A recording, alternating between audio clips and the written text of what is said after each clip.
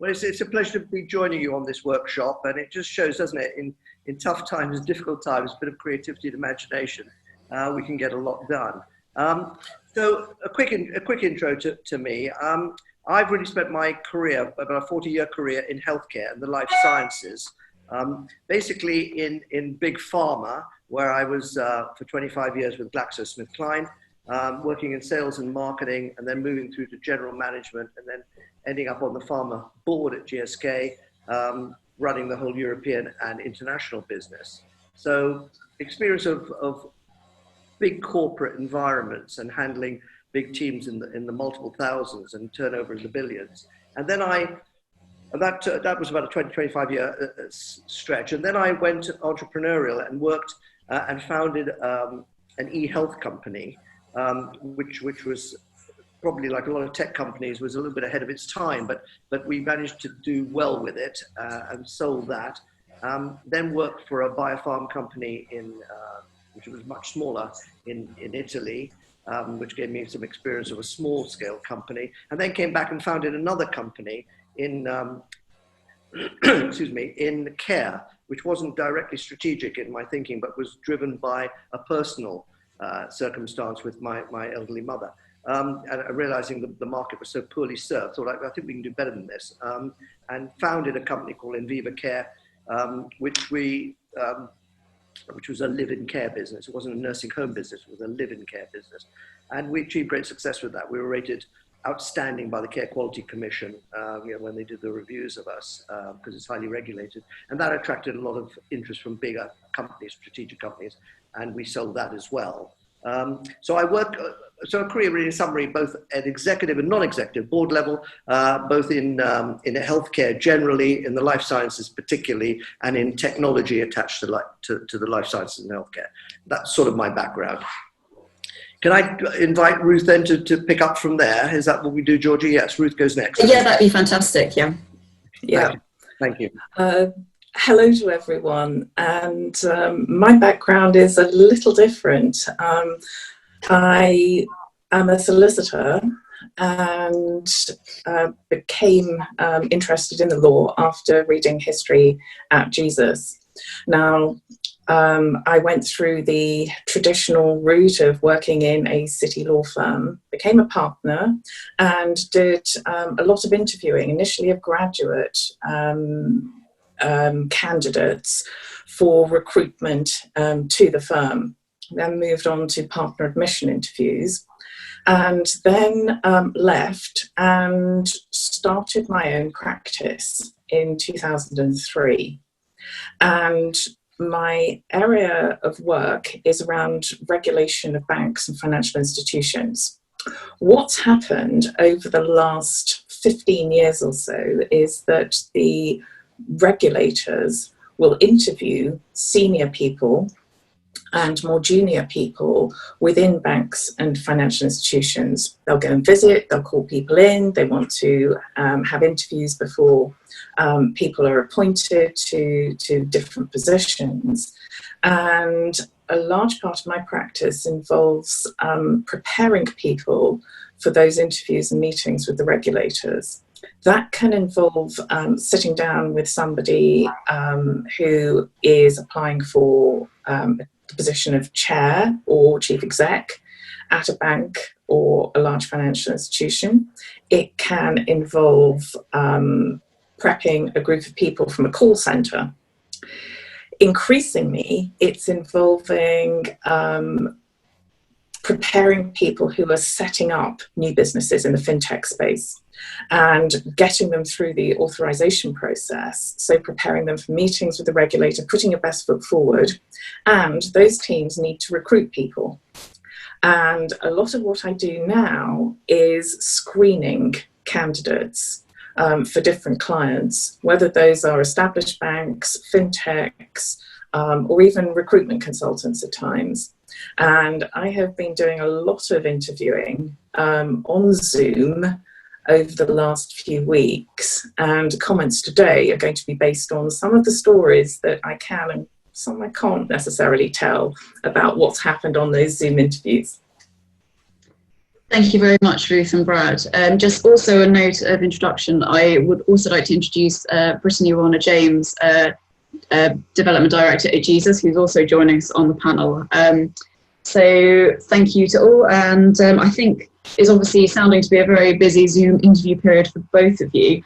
So perhaps I'd like to start asking Brad what practical preparations you think a candidate can do to prepare for an online interview. Yes, thank you, Georgie. The preparations we need to make, you need to make or think about for an online interview are largely similar in many ways to what you need to prepare for a face-to-face interview.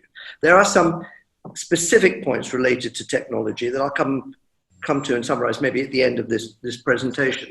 Just an anecdote which Georgie and Eve and I were sharing earlier. When I got this invitation a few weeks ago, coincidentally, I've been doing some of this work myself, and I asked my two sons, what their experiences were in this field.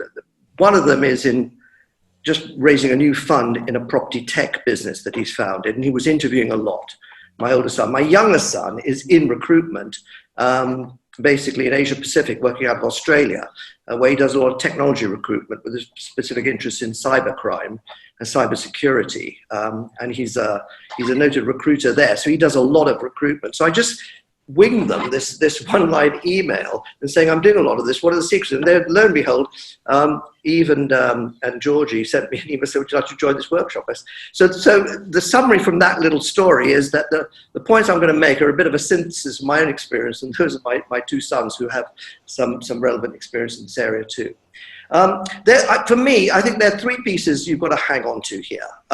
One is research. You've got to research thoroughly the company, the environment, the industry into which you're applying.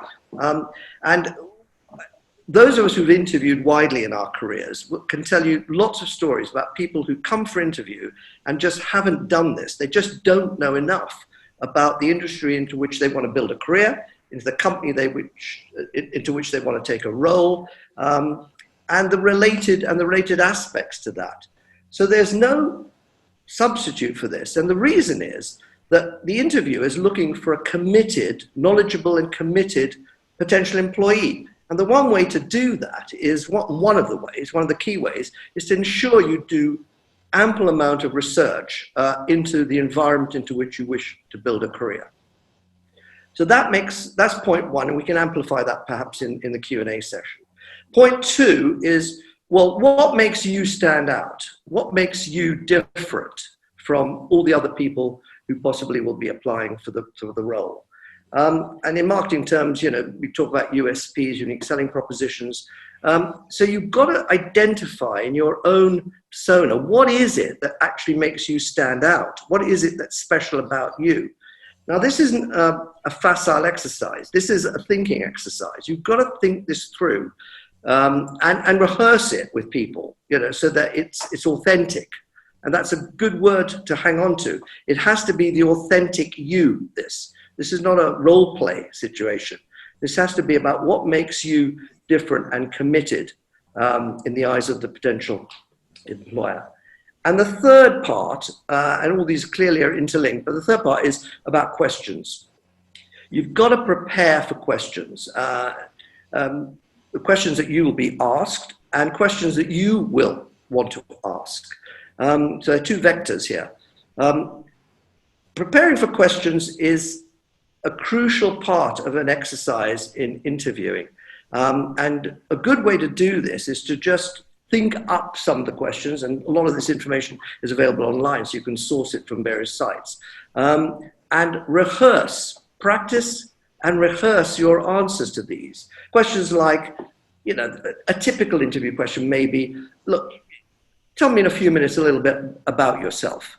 That's an open door, really, for you to advertise and put on show what makes you special and what are the characteristics and accomplishments you want to talk about. At the same time, you don't want to ramble. So it's got to be something that you synthesize well beforehand, think through, and crucially, and I'm saying it again, rehearse. Rehearse it with colleagues, rehearse it with friends, rehearse it with your family, to see how does it sound, how does it look, so that you're really comfortable with it. So it sounds like It's really you. This is the authentic you. And the questions then you ask reflect a lot about your own thinking and about your own involvement, potential involvement in the company. And this goes back to research, obviously, and more about the genuine areas of interest that you have, to which clearly you're wanting to find a company that works for you, as well as the interviewer finding an employee that works for them. So that is a two-way street. So, but this is a very important area to think about. And maybe again, the Q&As, we can share certain stories about people who've asked great questions, people who've asked poor questions, you know, in interviews. So those are three areas, Georgie, I direct our candidates to think about. You know, think about the research, thorough, deep, wide. Think about what makes you different, why you, as opposed to all the others. Think through questions that you're likely to be asked. Think about responses. How can you make them really, in responding, how can you really sell the key points that make you different? And about questions you yourself want to ask that shows you are a knowledgeable, committed sort of potential employee. Sure. Is that okay as a sort of intro to this prep session? Absolutely, absolutely. Thank you very much, Brad. That's very interesting. And I'm sure both Ruth and Brittany agree that being your authentic self interview is probably one of the most important things you can be. So thank you very much for that introduction. Thank you. So now I will turn to Ruth, and I'd just like to ask you, Ruth, from your experience hosting Zoom interviews over the past few months, what gives you a good impression about an individual? To start with, I like to see quite a tidy background. It's a practical point, but let's start with basics. Don't do it from bed. The bed is not a good place.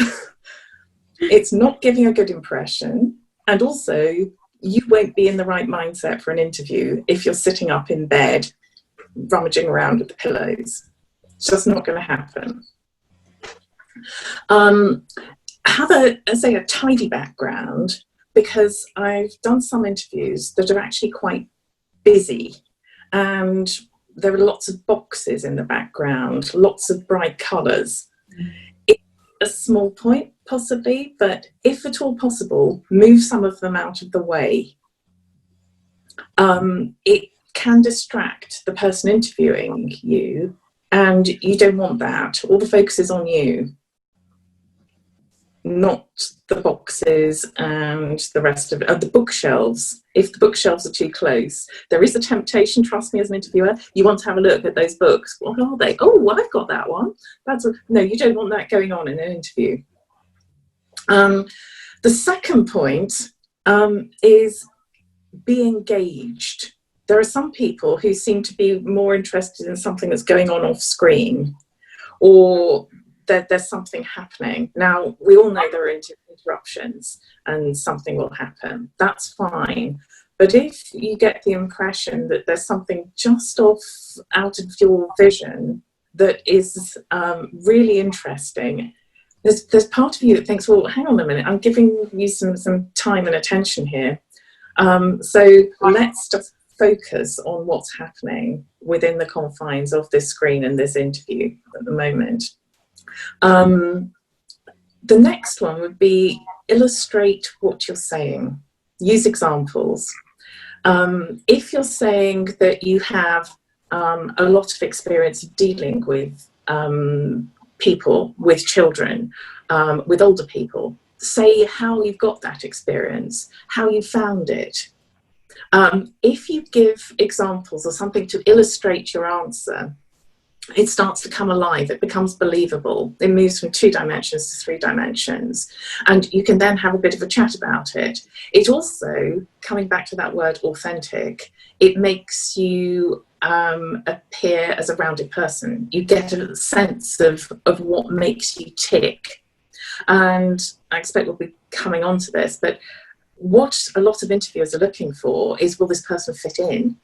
And so having a sense of who the person is, which you get through those examples, through the illustrations, is really important. Also, an interest in the role. It comes back to Brad's points, which I agree with entirely. the research, do you have an understanding, even if you're a bit off, it doesn't matter. A lot of it is that you have taken the time and the trouble to do a bit more digging. It's not just what you've been sent in a spec or what was there. As a minimum, you need to be looking at the interviewer's LinkedIn profile, but do not play it back to them under any circumstances. It does not go down the storm. You need to have looked at the organisation's website, the websites of similar organisations, find out where they fit into the market, any people that you might be working with there. Get a sense of the organisation, what makes it tick, and what you would be doing there. So you can, if you've got an interest in the role, express it. Be willing to justify that.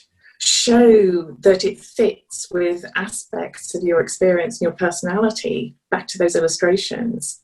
Those, I think, would be the key points. The people who I see as particularly strong candidates, generally you will get those features coming through. With that, I suppose standout candidates will also answer the question. It's amazing how often people don't. For some reason, and I'm not sure why this is at all, but Zoom interviews, any virtual interview, people are less likely to answer the question, I have found over the last few months. If it's just in a room, I think there's possibly a discipline to the process of meeting physically, where people recognise that is why they are there. And ask a question, you get an answer, ask a question, get an answer. And it will be that question that people focus on. I think it can be more difficult to focus on Zoom, and I think also don't treat it as just a bit of a chat. It is an interview. Yes, you may be chatting, but you're not speaking to a friend online. So draw a distinction between the two, get into that mindset beforehand, and listen carefully to the question. And if you need to take a couple of beats to think about it, then do that.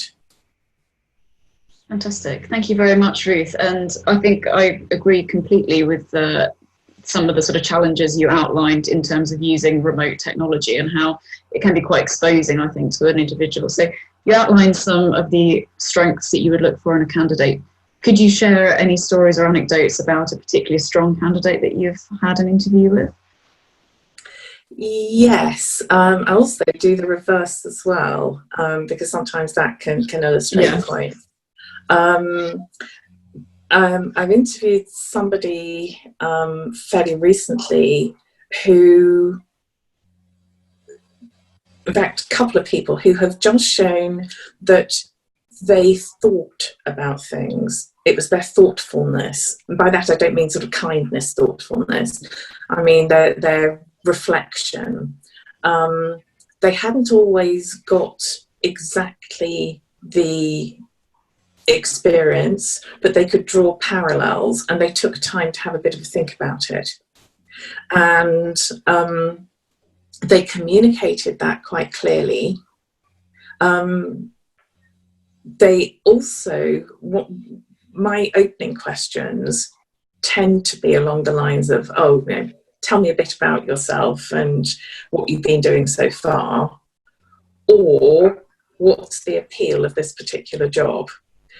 As a rough rule of thumb, my experience, people find the first question the hardest, and there's a lot of tripping over it. Nail your response to some of these big open initial questions, get it to round about a minute, 90 seconds, and get comfortable with it. You will not then be on the back foot through the rest of the interview.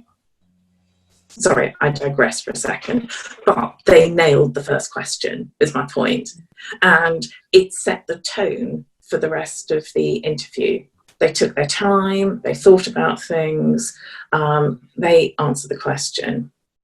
Now, looking at slightly different candidate, I asked the same question 3 times, and in the end, it was very specific. Right, I need you to tell me about your experience on such and such and such and such. And it was, oh, okay. Oh, I haven't really got much experience of that. Full stop. Try and take your answer somewhere. You almost certainly won't have exact experience for a lot of the roles that you're applying for. But work out where you can draw the parallels. That lateral thinking is something that employers value, in my experience. Great, thank you very much, Ruth. That's incredibly interesting to hear, and I think the whole panel would agree with that. And so we heard a little bit there about sort of the individual areas that people can trip up, but obviously technology is something that can go wrong at the best of times. So perhaps I'll turn to Brad now to ask him a little bit about technology. Can you share an example of where technology has failed for some reason, and maybe give the audience a little indication on how best to recover if something does go wrong? Yes. This sounds obvious. This sounds obvious as we say this to each other, but it's amazing how many times things like this do go wrong. When we talk about technology, we keep talking about Zoom. It may be other channels we're going to be using. It may be Google Hangouts. It may be Microsoft Teams. It may be, whatever. And it's very important, obvious as this may sound, to test the technology before you go into this. For example, my laptop doesn't handle Skype for Business very well. So if someone wants to do that, I try and find another way around that. And it's a good thing to find out 3 days before the interview rather than 5 minutes before. So just a basic bit of sort of homework and housekeeping, simple and obvious as that sounds, is quite important.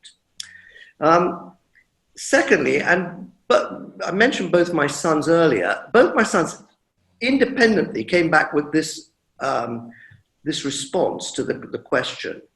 They said, I don't know if other people would share this, especially Ruth, who does a lot of Zoom interviewing, but they both independently said, it's very hard on a video interview to convey passion and enthusiasm, which you can do face to face because of body language and all the rest. And the way around that, the suggestion was, from both my sons, was don't sit down when you're doing this interview. I mean, Ruth mentioned the extreme example of bed. I hope no one would consider doing that. But they said, because if you stand up, you automatically are more animated and you speak with much more passion and enthusiasm. And that involves a little bit of homework and getting the screen at the right level and things like that. But everyone can manage that. I haven't done that, I have to say, and I'm sitting down as I'm having this interview with all of you, or this discussion. But I thought it was an interesting point, and the overriding point is about how do you convey passion and enthusiasm over a medium such as this, to a potential employer, when he asks you a question, she asks you a question. And so we may like to think about different ways we can make that happen. Clearly, some of it is related to the quality of your response and how you illustrate your response with specific examples. Ruth's touched on that, and I like that idea. General responses, to question, tell me about one of your accomplishments when you were at Jesus College. Oh, I was president of the Jesus College Real Estate Society. Yes, what did you? Oh, and revenue was an issue. I managed to raise revenue by 130% from the previous year over 6 months. You want to say something specific that relates to the role and the accomplishment. And by doing that, and you can tell how I just expressed that, even I noticed in myself, I raised my voice a bit as I say that, because I'm talking about something I've actually done and accomplished. You automatically talk with a bit more enthusiasm and commitment about that when you actually talk about something very specific as opposed to something more general. So I think that's important. I'd add one more point, which has occurred as Georgie's asking me that question about personal experience. If you're on Zoom and you're file sharing, yeah, it's critical that the files that you share are legible. Now, this is a mistake that's commonly made. People share some document that's really strained to read it. So you've got to make sure, and it's a real peeve of mine, it's happened a few times to me, you've really got to make sure that what you're sharing is intelligible over this channel, you know, and that's something you can work out beforehand by sharing with colleagues and things and seeing how it looks. So that's just a practical sort of point. Yeah, back to you, Georgie, go ahead. Oh, no, sorry, please do continue, Brad, if you had another point. No, I'll pause there, and maybe take it to the next level, or illustrate with some examples. I don't know where do you want to take it. Well, I'm very happy also to invite Ruth and Brittany to touch on any other points that they might want to take up from your answer. Then, if there's anything. Can I just? Sorry, I'm jumping across that. Sorry, that's a bit rude of me. But there's a point I want to pick up from what Ruth said. She talked about if you're asked a question and you're just thinking it through. There's nothing wrong with using some silence in the interview, all right? You just buy yourself a bit of thinking time, and it shows you're reflecting. And it also gets away from one of the bear traps in interviewing, especially online interview, where people talk a lot. They feel this compulsion to just keep talking, you know, because they're not getting too many signals back, as you would get from a face-to-face interview. So they just talk, and that tends to lead you into some trouble because you ramble a lot. So silence is a critical ingredient here to use wisely, you know, to give yourself a bit of thinking time and distill your answer, your thoughts into an answer that's intelligible to the prospective employer. Sorry, I interrupted you there, George. Just taking it to Brittany and No, and not at all. No, I mean, Ruth, would you agree with that sentiment? Completely. And there aren't as many cues that you can pick up on in a virtual interview. So, for instance, if you're sitting with somebody face to face and they look at their watch, or they're picking up a pen and fiddling with it, you've got a signal that you might need to wrap things up a bit. You won't necessarily have sight of that in a Zoom call. Now, the interviewer ideally should be giving a few more facial signals or moving around in their chair a bit, but be aware of any adjustment that might indicate that there is something that you should be picking up on. Don't get obsessed over it, but just have a little awareness of that, I'd say. Yeah, thank you very much. Yes, and I think that does actually follow on another point I wanted to ask you, Ruth, about, and you have touched on it a few other times in your previous answers, but in terms of what makes someone a good communicator, particularly when you've got a challenging technology to use where you can't really pick up the cues of, say, someone raising their eyebrows or looking at you in a certain way. So what do you think people could take on board when approaching an online interview that would help to improve their communication skills? I think that the fundamentals are much the same as a face-to-face interview, with his point about answering the question and the increased tendency I've experienced of people not necessarily answering the question, more having a chat. You've been asked a question, so examine that, work out what you can do with it, and think laterally in relation to it. Keeping your answers succinct is also helpful. There's a bit of a tendency I've noticed as well, and again, it's specific to the last few weeks, months, to see questions in terms of you personally. Remember that this is about the organisation. You're applying for a position at a firm, and look at how you would work out how you can express your enthusiasm for doing that role. If you're asked about what you might find challenging, what you might find hard, that is not a moment for therapy. So it's not about, well, I find it difficult to get up in the morning. It's not about, well, I'm not quite sure what my route to work would be. It's not about, well, I sometimes feel insecure. It's about looking at what that role would be and the parts of it you would find difficult or more straightforward. I don't know if that gives... Yes, thank you very much. That was great. I mean, just to throw over to Brittany, if she has anything else to add on to that about what she feels makes a good communicator. See, in her role as development director, she communicates a lot with a lot of people. So if I invite her to make any more comments.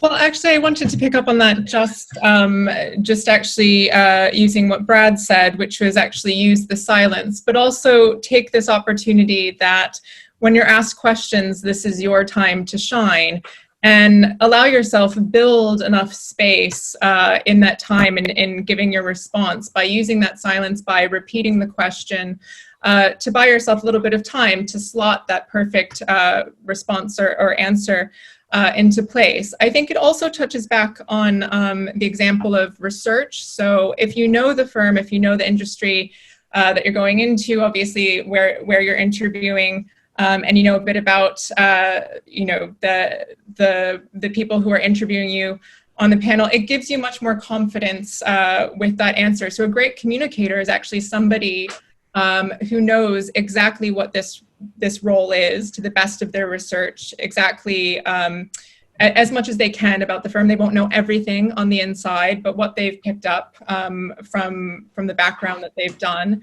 And I think the smartest responses I've had is not somebody thinking about their career 10 years down the line. It's thinking about what they're gonna bring to this role now that they're applying for. I think that makes them a very strong communicator. Thank you, Brittany. That's very interesting. So again, I think just a question I'd like to just put towards Brad now, which follows on a little bit from that about using silence and what sort of questions you can ask. As an interviewee, what sort of questions do you think they should ask of the interviewer? Well, this is born out of our prior points we've made.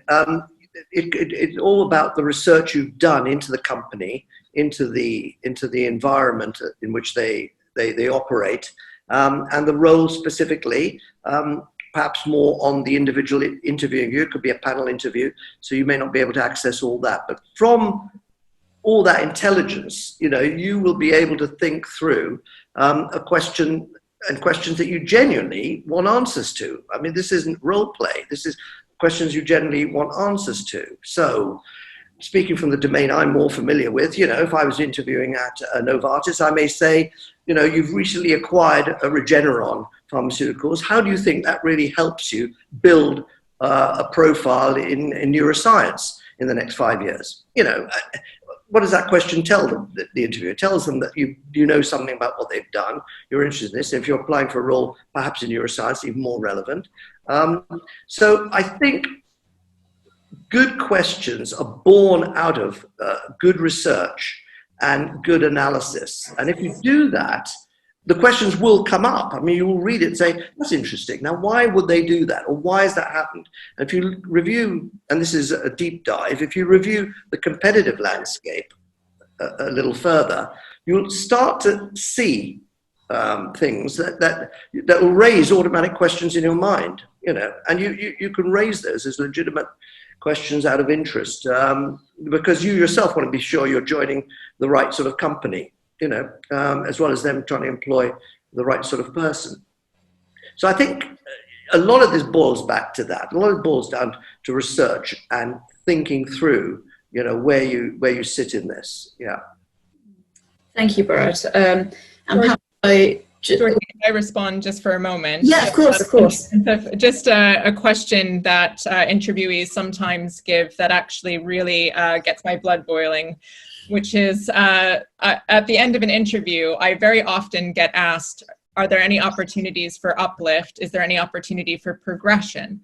And I think that's a question that you should be raising much further down the line. You should be giving this role a try. And I don't think you should be, at the end of your interview, showing signs of wanting to progress. It's great. We can get that from you being animated, from you being engaged in the firm, but for you being interested in what you might do. And we'll get all of that from your enthusiasm. If you raise it right off the bat for applying for this role, we'll think you're not serious about this role. Yeah, that's a very good point. And I think leads me on to the next question I'd like to ask Ruth perfectly, which is, what would you feel would be an appropriate follow-up after an interview for an interviewee? Do you think it's worth asking for feedback? How do you frame that question? What has been a successful version in your experience? I'm assuming that this is interviews finished and this is sometime later. Follow up now.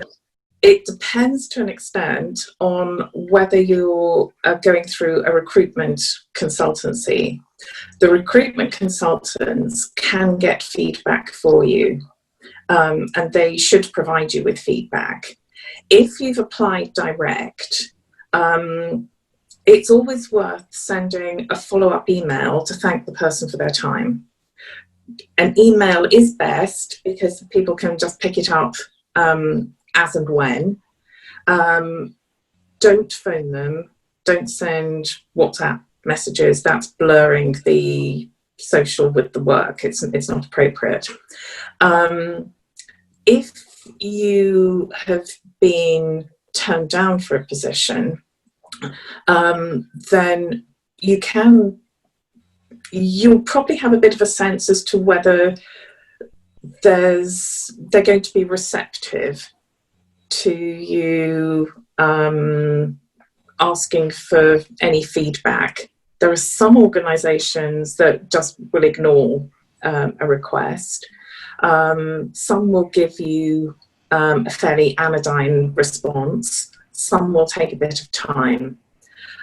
It is worth sending something along the lines of, it would be extremely helpful if you would be able to give any indicators around the decision that was taken. I appreciate that this might not be possible, and I also appreciate that that you're extremely busy.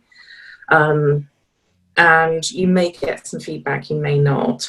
One point that I've noticed quite recently is that even if somebody is turned down, a no isn't necessarily a permanent no at the moment. And so that because getting funding, budgeting, having a good feel in the current market for exactly what positions are available, you may recruit to a position only to find that the position isn't there by the time you come to make the appointment. It's driving a lot of people a little doolally at the moment, but that is what's happening. What is also happening is that there'll be a request to the candidate, is it okay if we keep your details on file? It may be that they know that there are positions coming, that they think there might be positions coming. And so a no isn't necessarily a permanent no at the moment. Okay, that's very interesting. Thank you, Ruth. I wonder if Brad or Brittany has anything to add on that point. Just to add one point that we haven't touched on, and that's about dress code. Ruth touched on environment and having a clean background and things like that. But dress code is quite an important item in interviewing. And depending on the role and depending on the company, and there you've got to do a bit of research and find out. My only advice on that is, if they have a dress down code, for example, I would just say dress down doesn't equal casual appearance in an interview. An interview is an interview, all right? It's not your chance to dress down and be like one of them. You're actually interviewing. That may be all right to be casual, but I would just caution potential interviewees to just take the time to find out about that and do a bit of homework before they go in. Small but important point. And also, don't overdo it. I've seen people in what are basically suits and ties for a Zoom interview as well, which isn't quite, it's just slightly off kilter. It doesn't feel right. Particularly if I'm not particularly smart myself, you think, oh, okay, have we got everybody on message here? But certainly tracksuits, no. Hoodies, ideally, no. It's a good point, Brad. I think also, if I can summarize as well, I think go with what you feel comfortable in. And so if you are actually, if you do feel comfortable with a tie and a jacket, absolutely, you could wear it if you feel like that's going to help you present your best, absolutely. But I think just going from an example that I personally had, an interviewee once arrived for one of my interviews wearing a dress covered in flamingos. And I can't remember anything from that interview other than the flamingo dress. And I think that's a real standout point. Also, that candidate was not the best candidate for the role, but the flamingo dress was not helping. As soon as they walked in the door, and it would be the same for the Zoom interview, don't wear something that's going to overpower your story. I remember actually sitting in that interview thinking, what are the flamingos trying to tell me? I'm hearing what she's saying, but I'm also wondering what the flamingos are trying to say to me. So that, I think, is another point that I'd like to make. It's not an opportunity for you to sneak a little bit of your personality in there. That's really for you to share and for them to kind of tease out of you with the questions. Don't let a part of your dress code tell a story, because it might not tell the story you want it to tell. Great, thank you. So just really a final question that I'd like to put to all of you.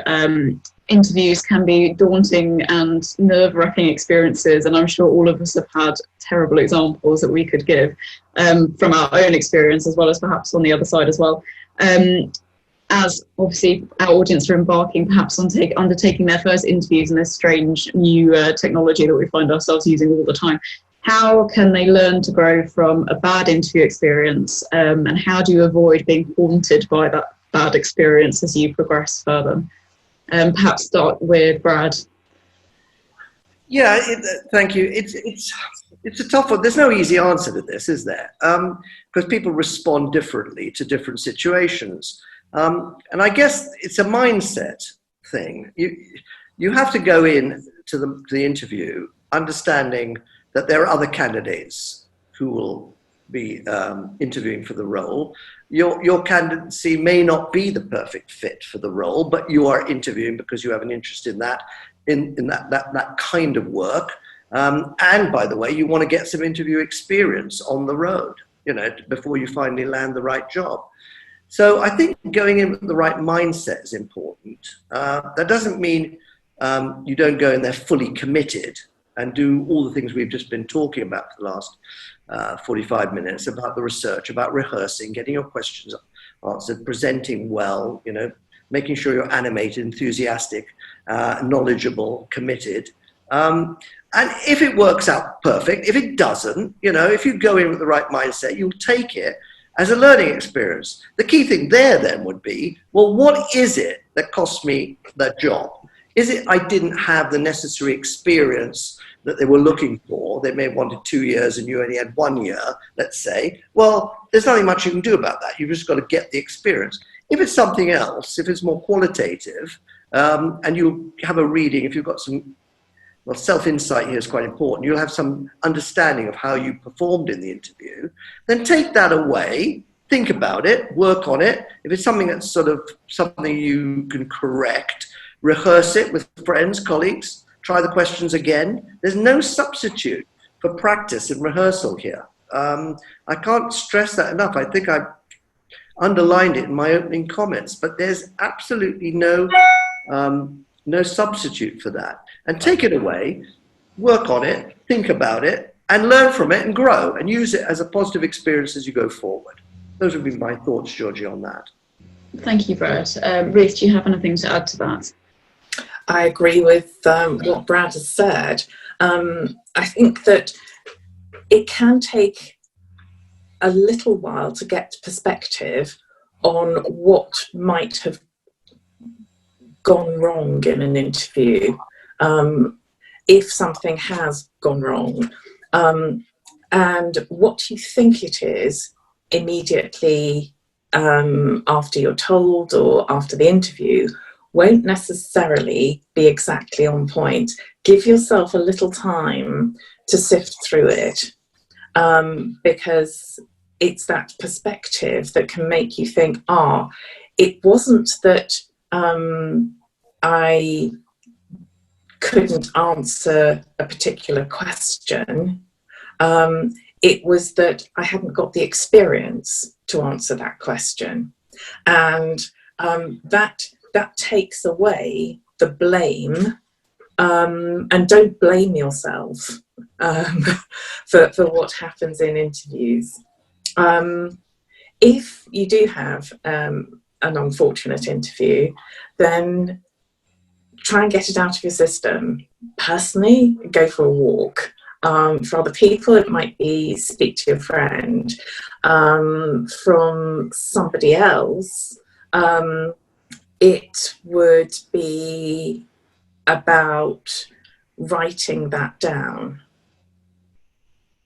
Yeah. Yeah, thank you, Ruth. Brittany, do you have any final points on that?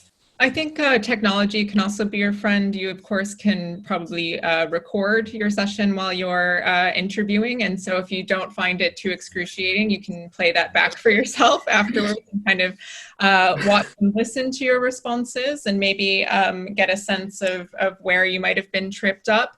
And in doing so, exactly what Brad said, exactly what Ruth was alluding to before, treat everything like a learning experience and where to go, upwards and onwards from there. The other thing that I might say is also, you might be so disheartened. I think everyone, of course, everyone on the panel, I'm sure has maybe interviewed poorly in the past, maybe not got a job that they were really into and really wanted. We've all been brokenhearted before. And I think accept the fact that the people on the panel, they're also making a judgment call. They understand the industry on the inside better than you ever could during your interview. So they might be taking a decision reading on what they know from the inside and where they think you'll fit into the culture.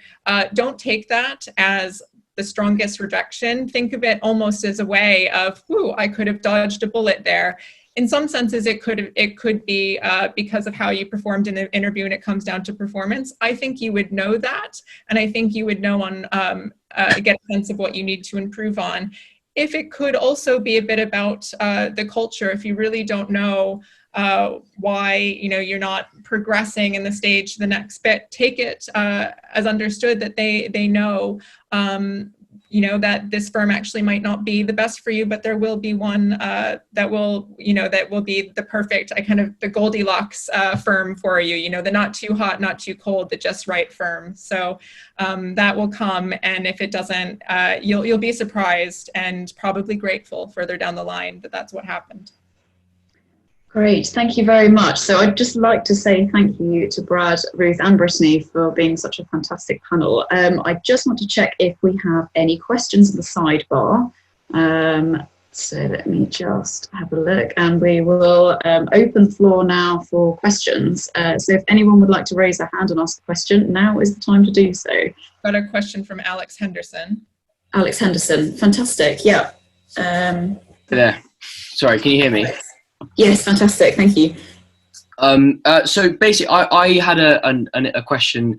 Sorry, I had an interview for a startup recently, and I was asked the question: you are given my business, what would you do with it? And I guess what my question to you is what are they actually asking from that question? Like, what qualities do they want from you to answer that question? Because obviously, I'm not going to know what's best for their business, having not even worked there. I was just a bit confused about that. Repeat the question again, Alex, so we've got it absolutely clear in our minds. So I was in an interview, and the interviewer asked me, "You are given my business. What would you do with it if you were, top dog?"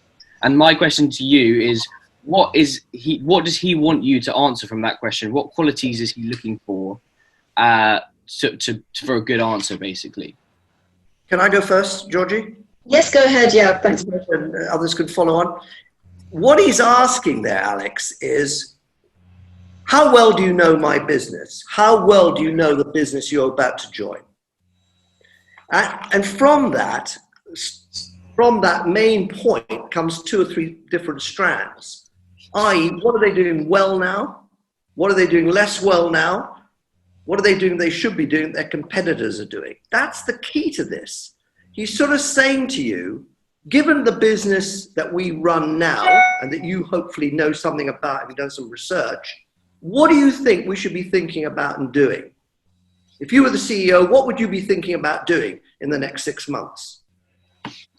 And so the answer to that question comes down to doing some going back to the points we were making earlier together, doing the research and understanding the business. So you could say, for example, if it's a software business, you could say, well, I think look what's happened as a result of COVID and video technology. I think a departure point for us could be over the next 2 years to actually set up a new live streaming service and for video and taking it beyond what currently exists. You could say that. I'm making this up as I go along.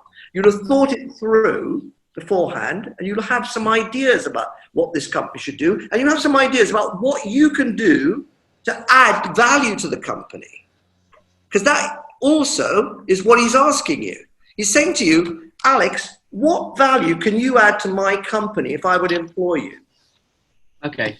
That's another way of thinking about that question, Alex. Okay, perfect. Yeah, that's very helpful. Thank you. Okay. Sorry, others. Go ahead, Georgie. Sorry. So, Ruth, would you like to add anything to Alex's question?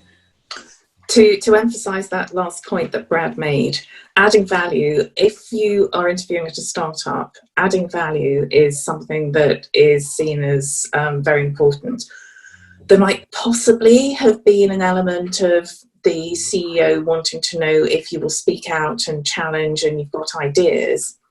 But it's really around knowing the industry, knowing the sector, and that's something that you have thought about, and that it's something also probably that you're passionate about. So just following on from that, you would say that obviously, you have to be polite, but it's not a problem to challenge the interviewer sometimes and say what you think is wrong with his business, for example. I do it very tactfully. And probably approach it on the basis that there are further opportunities that could be developed. Okay. Absolutely. So I wouldn't go for outright criticism. And Alex, if I could add as well, just to that, you can phrase it in a way that I think is a formula that's really helpful. Phrase it strengths to weaknesses. Pick up on 3 strengths that you think the firm is really doing well, and the areas which you're going to enhance those strengths. Then maybe you can touch on, here's areas where I think we need to grow. That's a way of pointing out a weakness without saying this is what sucks about your company. Yeah. Okay. Thank you very much. That's very helpful. Great, thank you. I see Hector Thornton Swan has his hand raised. If you have a question, please. Can you hear me? Yeah. So what I was just going to ask was, obviously a lot of graduate roles tend to come on the back of, say, an internship or a vacation scheme if you're into law, or come what may, some sort of experience, and then an interview at the end. And I was wondering whether you guys had any specific advice beyond what you've already kind of provided for how maybe you'd make the most of a extended period of time with a company prior to an interview? Well, So that would be as an internship?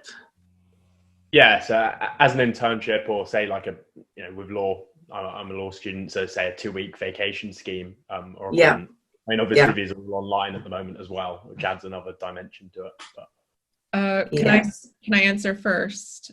I would say try to speak to as many people as possible while you're in the internship. Try to get to know as many people in different parts of the firm to get a really good sense of where you might fit in and how you can contribute, and also to really get a rounded sense of what everybody does. So I would explore and not just stay, in your cubicle or wherever you're placed. I would say make the opportunity, even if it's making a cup of tea for someone. This was a point that we brought up in our first session last week. It helps you gain a richer understanding of this individual firm, which is only going to put you in good stead for the interview. Great. Ruth, would you like to add to that question? Yeah, within law firms, there will be feedback obtained from anybody who has had any particular level of contact with you. So the impression you make on all of the people that you come into contact with will be taken into account. Be helpful, say yes, and actually a lot of organisations will recruit people that are the acid test is, would you share an office with this person? Would you share a desk with this person? And so be that person who is easy to get on with, and who will also go the extra mile. If you're asked to produce a piece of work, produce the work, but also within the timeline you've been given for it, add some other things that the person might find helpful. Provide links to everything, but don't litter the document with that. Be succinct, but provide other material that might be useful. That added value will get you noticed. Thank you, Ruth. Brad, did you have anything to add to that question? I think Ruth and Brittany have summarised it well. I mean, I think sorry, when you asked the question, Hector, I was tempted to say this is an open goal. I mean, when you're in the company, and you assuming it's to your liking, you'd like to build a career there and get in there. This is wonderful. I mean, you've got the opportunity. You're in there. You can learn more about the company. You can talk to a lot of people, as Brittany has alluded to, and get to know a lot of people. And so when it comes to the interview, you're really very well placed to be hired. There's no excuse for not knowing how the whole operation works. And then Ruth's point, is very well made. I mean, just make the connections, as many as you can, because undoubtedly, if you have been an intern there, the question of the interview will be, she will check with people around. How is John? How's Mary? Have you worked with him, her? How is she to get on with? They'll have a view. And so the more people you can cooperate with and collaborate with and be helpful with in a professional sense, the better your chances. I think it's an open goal. I mean, if you work in the company and you want to stay there, you should be able to pull it off, Great, thank you very much. Hector, I hope that's useful for your question. Thank you, guys. Thank you. Very sadly, we are out of time. Our hour is up. So I would just like to thank Brad, Ruth and Brittany for joining us today for this second of our Gen workshops. I hope you've found it interesting and informative and can go into your interviews with a lot more confidence than previously. I will just invite Brad, Ruth and Brittany just to make maybe one last thought before we all leave.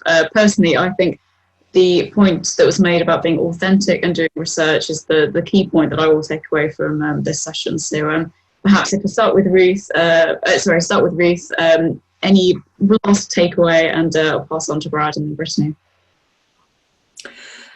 picking up on your point, and obviously the point made by both Brad and Brittany about authenticity, use those examples. It will bring you to life, in spite of the fact that you're doing this remotely, and there's a screen version of you for the interviewer to see.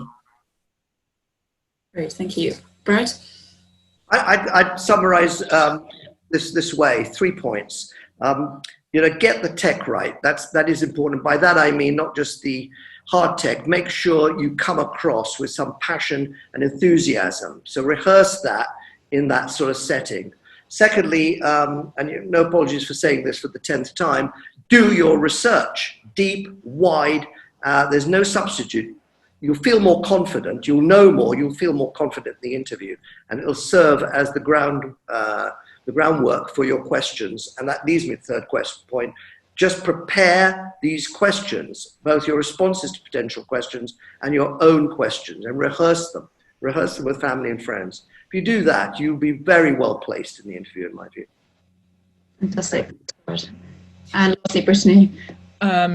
Obviously, echoing all of those fantastic points, my 3 takeaways we actually didn't mention, but I would say first, be on time for this interview. Don't dial in late. Definitely be on time. They'll let you in when they're ready, but be there, be prompt. Look smart. Be in a tidy space, be in a space without distraction or noise. You've all seen the memes and the gifs of people's dogs or babies or distraction coming in. Try to be in a neutral, quiet space that's not going to distract you. It's not that cute, really, when it happens in person.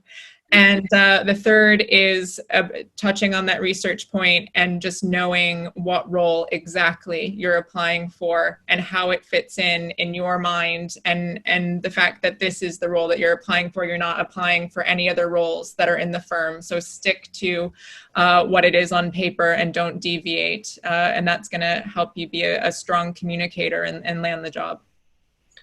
Great, thank you very much. And just one last point, I would encourage everyone to come along to the next Gen workshop this Friday the 17th at 12:30, which is all about building your CV. So to get that important Zoom interview, you might have to go to that one first. So thank you very much to our panel, and thank you all for joining us, and see you at the next one. Thank you. Thank you.